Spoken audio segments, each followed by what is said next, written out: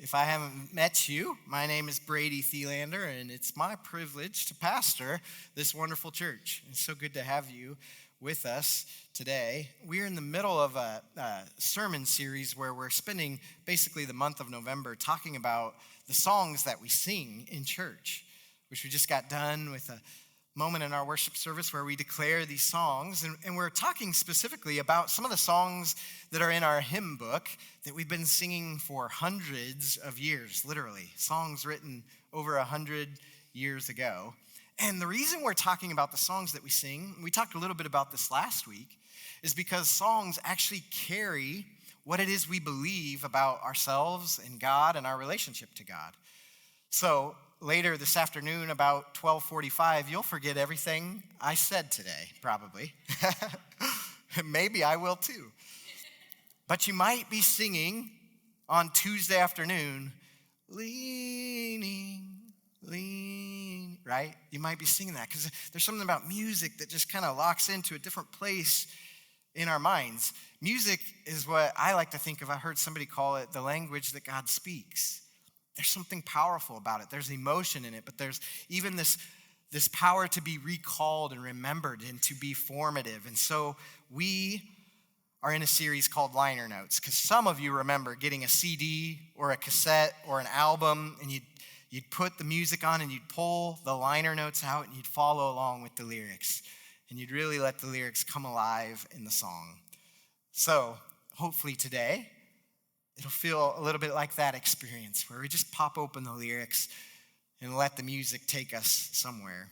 I've always appreciated, since I was even a teenager, I can remember this. I grew up in the church singing songs every week, multiple times a week. And I always appreciated the songs that were really hard to sing.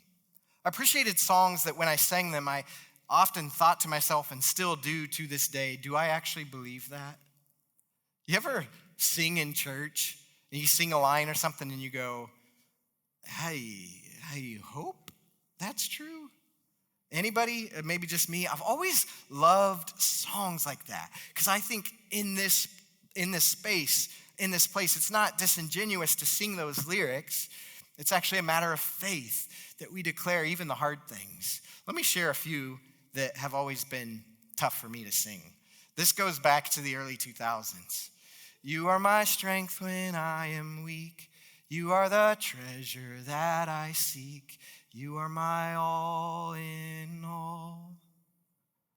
It's like, yeah, my best day, that's true, right? On my best day, you are my all in all. This stays in that time period. Sorry, I'm a child of the 90s. And all of you is more than enough for all of me, for every thirst and every need. You satisfy me with your love, and all I have in you is more than enough. Yeah, I hope so, right? How about this one? This one goes a little before the early 2000s. When peace like a river attendeth my way, when sorrows like sea billows roll, whatever my lot, thou hast taught me to say, it is well with my soul. Really? Man, I've sung that song in some really dark moments. Maybe you have too. We sing this song, we just learned it about 4 or 5 months ago. And this phrase is over and over again. I know the Lord will provide. Every time I sing it, I go, I'm pretty sure he will. Pretty sure he will, right? Or how about this one? 'Tis so sweet to trust in Jesus, just to take him at his word. Really, 'tis so sweet to trust in Jesus. It makes me wonder if these songs were hard to write. You think they were hard to write for the ones that wrote them? For instance, 'Tis So Sweet was written by this lady right here, Louisa Stead, in the 1880s, right here in the United States of America. The song was written sometime after a terrible tragedy in her life. So when Louisa and her husband were roughly 30 years old, and they had a young daughter, 4 or 5 years old. They were right here at this place called Long Island Sound. It's a beach on the East Coast. And while they were there, they began to hear a young boy calling for help that was kind of swept away in the tide. And in panic, he was calling out for help. And so Louisa's husband sprung into action and swam out there to go and save the young boy. But tragically, as often happens in these cases, the one who was drowning pulled her husband under the water. And so Louisa stood on the shore with her 4 or 5-year-old daughter and watched her husband drown. And from what we know, this song, 'Tis So Sweet to Trust in Jesus, was written by Louisa just a year or two later. It was published just 2 years from this event. So in her grief, in her despair, in her anger maybe, right? The darkest night that her soul probably ever knew, in the middle of tragedy and disappointment, I can just picture her maybe sitting on the edge of a bed with tears running down her eyes, not having all the answers. In a moment of despair, she might cry out, "'Tis so sweet to trust in Jesus."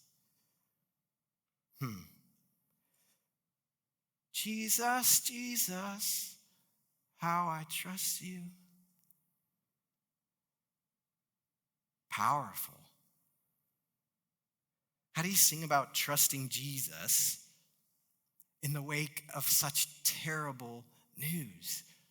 How do you sing how sweet it is to trust in Jesus on the heels of tragedy? With anger and sadness and doubt, what a moment to celebrate God's faithfulness.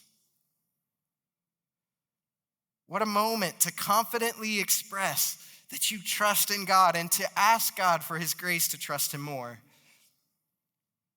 As I was thinking about this song this week, I thought about a powerful story in Mark's Gospel, chapter 9. If you have your Bibles or your phones, I encourage you to pull both out. Turn to the Gospel of Mark, chapter 9. We're going to start in verse 14.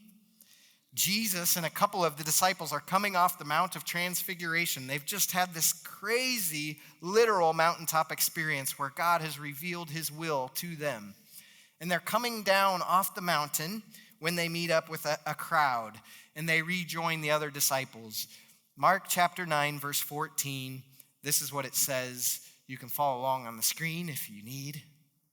When they came to the other disciples. So this is Jesus and 2 of the disciples. They come down the mountain to the other disciples. They saw a large crowd around them and the teachers of the law arguing with them. So there's conflict. There's a dispute going on. As soon as all the people saw Jesus, they were overwhelmed with wonder and they ran to greet him. "What are you arguing with them about?" he asked. That's Jesus asking them. A man in the crowd answered, "Teacher, I brought you my son who is possessed by a spirit that has robbed him of speech. Whenever it seizes him, it throws him to the ground. He foams at the mouth, gnashes his teeth, and becomes rigid. I asked your disciples to drive out the spirit, but they could not." "You unbelieving generation," Jesus replied, "how long shall I stay with you? How long shall I put up with you? Bring the boy to me." So they brought him, and when the spirit saw Jesus, it immediately threw the boy into a convulsion, and he fell to the ground and rolled around, foaming at the mouth. Jesus asked the boy's father, "How long has he been like this?" "From childhood," he answered. "It has often thrown him into the fire or water to kill him. But if you can do anything, take pity on us and help us."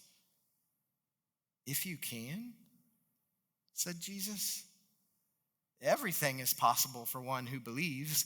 And immediately the boy's father exclaimed, "I do believe. Help me overcome my unbelief. When Jesus saw that a crowd was running to the scene, he rebuked the impure spirit. You deaf and mute spirit, he said, I command you, come out of him and never enter him again. The spirit shrieked and convulsed him violently and came out. The boy looked so much like a corpse that many said, he's dead. But Jesus took him by the hand and lifted him to his feet, and he stood up. After Jesus had gone indoors, his disciples asked him privately, why couldn't we drive it out? He replied, this kind can come out only by prayer.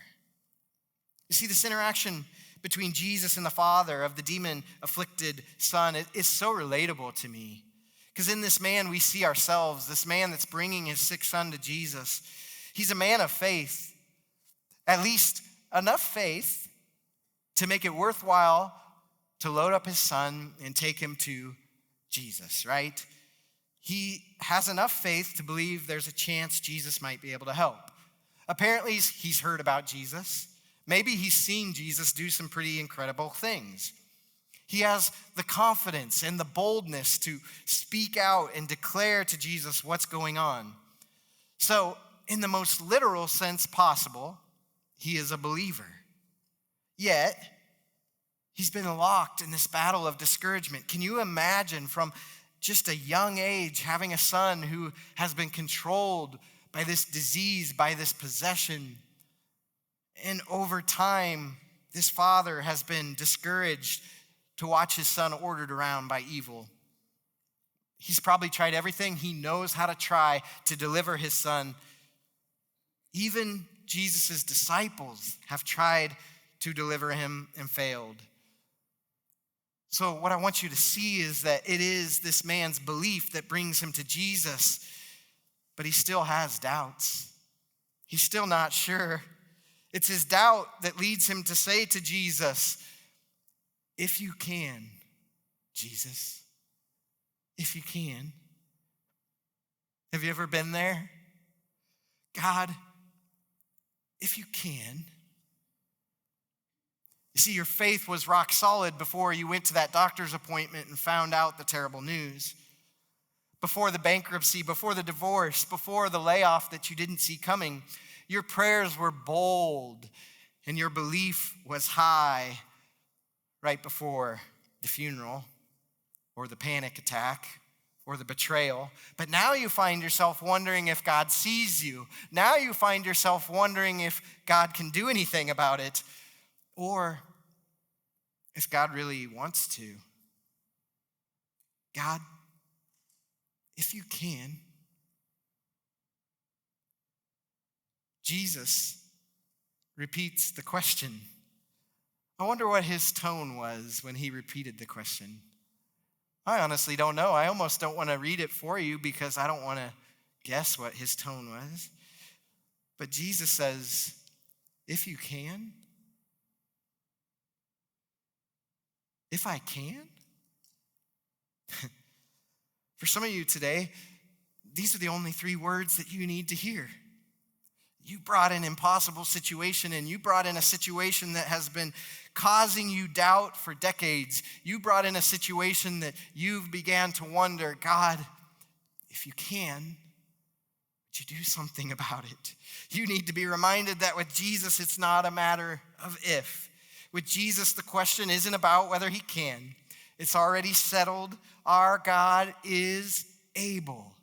Whatever you are facing that seems impossible, you can hear Jesus declare, everything is possible for one who believes. Yet we learn so much about honest and genuine faith, not the pretend faith that's really strong when all is going well, but then the bottom falls out when difficulty arises. No, we learn about honest faith from this father who's in the midst of a real situation, and he has this refreshing response. And it says he screams or he exclaims. In the King James Version, it says he cries out. Maybe he was sobbing, maybe he was screaming. Whatever he was doing, he was emotionally declaring, I do believe. Help me overcome my unbelief. I do believe. but I still struggle. I do trust, but I do have doubts. Some days are better than others. It's really easy. And honestly, the longer that life beats me up, the more doubts I have. The longer I live with pain, the more questions I have. The longer my prayers go unanswered, the more I struggle with unbelief. But Jesus, I do believe. Help me overcome my unbelief. And maybe you're here today because you believe enough to be curious. Maybe that's what brought you through the door today, was just enough belief to wonder what in the world happens in a Christian church. Or maybe you've heard about Jesus. You've seen his power in other people's lives, and you've seen him do incredible things, and you felt compelled to come and see for yourself.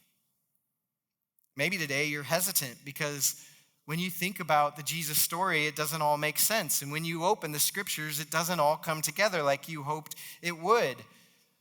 Or maybe your life story is a life story where there's more pain than blessing, and so you're trying to make sense of a God who declares that nothing can separate you from his love.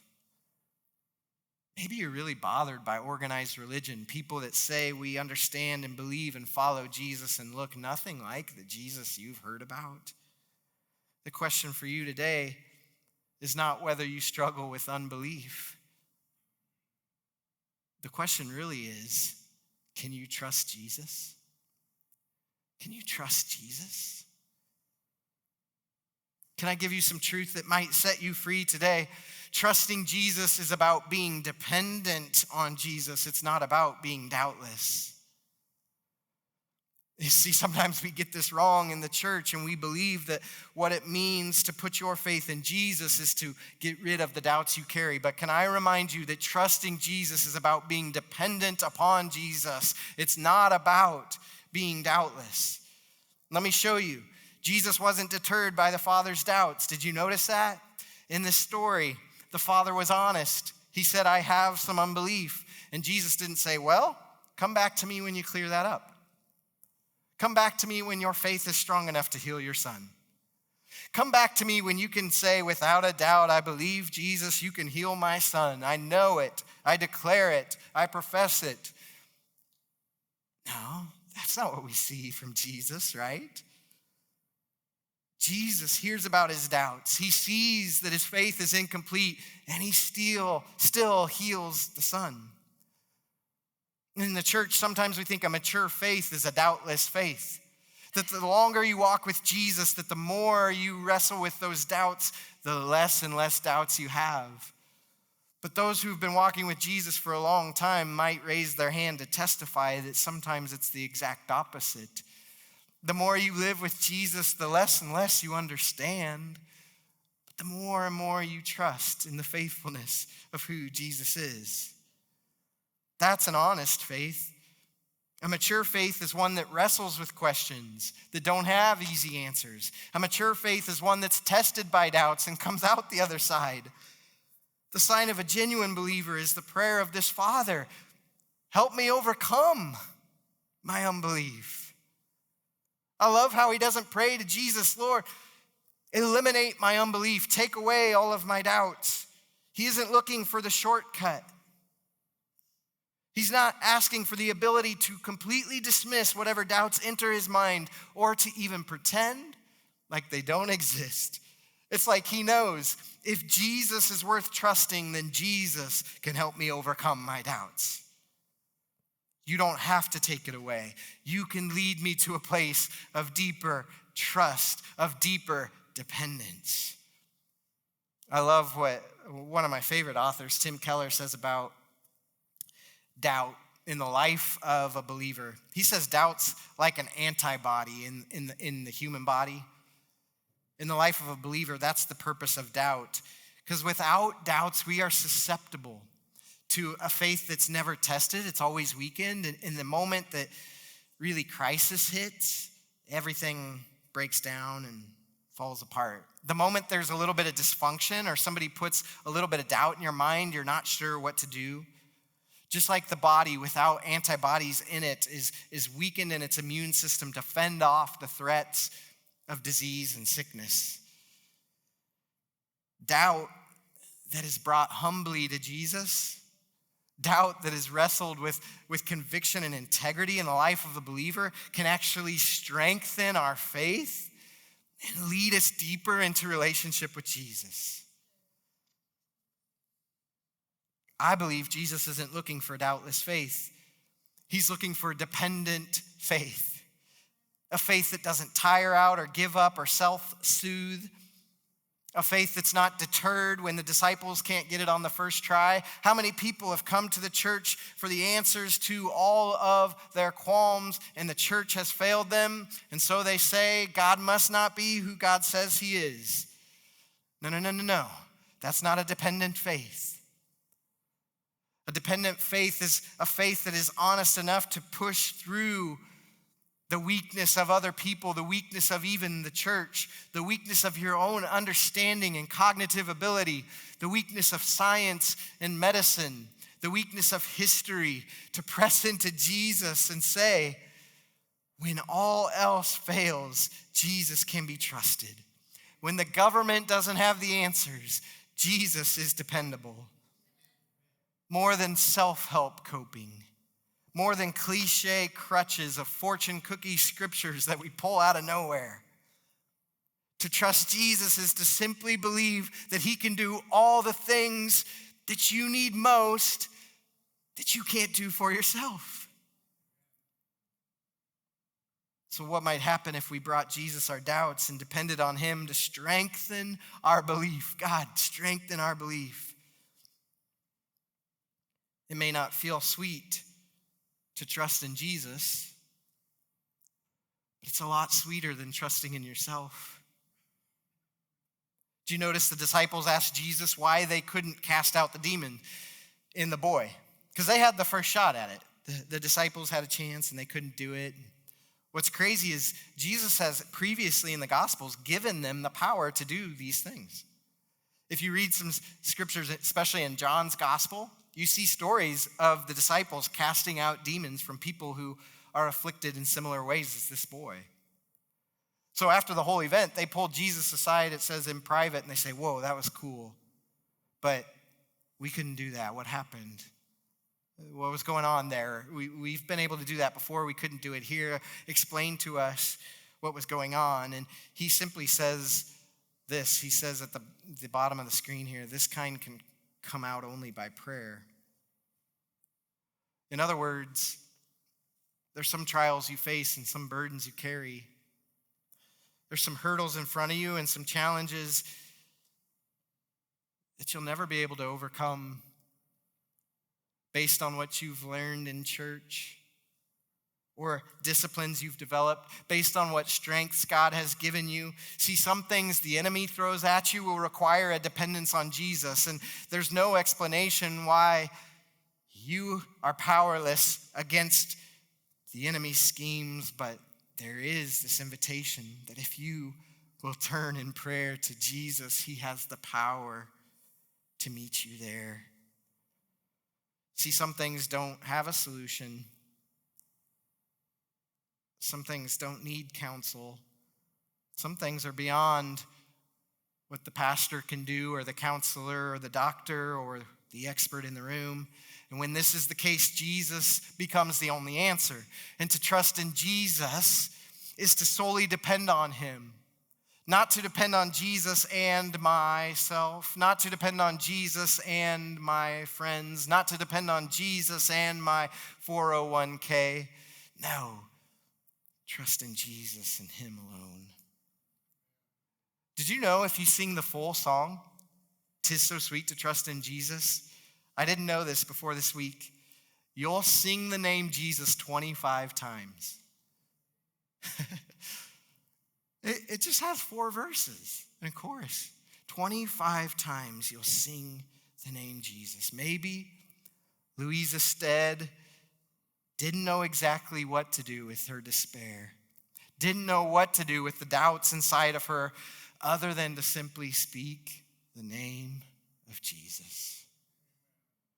Her trust was in Jesus, Jesus, Jesus. I believe she understood this well. As we close and Linda comes, just look at the last phrase of the chorus. This is my favorite phrase in all of the hymnal. That's why you're getting this song today. Favorite phrase in all of the hymnal says, "Oh, for grace to trust you more." See, for Louisa and for the demon-possessed man, even trust, even faith, even belief, something that we think we are responsible for, to build up our trust, to build up our faith, to build up our belief. No, for Louisa and for the demon-possessed man, maybe for you today, you recognize that even trust is a gift we receive. That by the grace of God, he can empower us to depend on him more and more and more. Lord, help me overcome my unbelief. What that statement looks like in the form of a song is, "Oh, for grace to trust you more. Help me overcome my unbelief. Oh, for grace to trust you more." Would you bow your heads, close your eyes? Nothing weird is going to happen, I promise. I just want you to be able to focus inward for a second with your eyes shut. For some today, you've never professed faith in Jesus. In fact, the last hour of your time has been new and strange. And maybe part of the reason you've never put your faith in God is that you have doubts that aren't completely eliminated, and you just believe that you'll come to faith once you can make sense of all your doubts. But would you hear the invitation of Jesus today? Just bring your doubts to me. Bring your confusion to me. Bring that conflict to me. Bring your honest self wherever you are on the spectrum of belief. And God's grace will enable you to trust him more. It takes one simple step of faith. I do believe. Help me in my unbelief. For others of you, you've been lax on your depending on Jesus. You've trusted his word and leaned on the friends that he's given you. But you're way more dependent upon your ability to navigate this life. You're way more dependent upon your wisdom, your own intuition. You've given up on leaning into the supernatural power of Jesus, the power of prayer that really is an expression of belief. Maybe this morning you could just simply pray, "God, I need your grace to trust you more." And lastly, maybe for others, you've been really underwhelmed by your experience of faith. You've been underwhelmed by your experience of church. You show up to church, but you wonder, does any of this really matter? Is this worth giving my life to? Am I just going through the motions? You don't like to admit it, but part of you wonders, is Jesus really who he says he is? Is this dependable? Is this rock solid? And so you've hedged your bets a little bit. You've invited Jesus to be kind of your counselor, to guide you, but you are still the one in control of your own life. And maybe today you might simply confess your lack of dependence and pray, "Oh, for grace to trust you more. Oh, for grace to trust you more."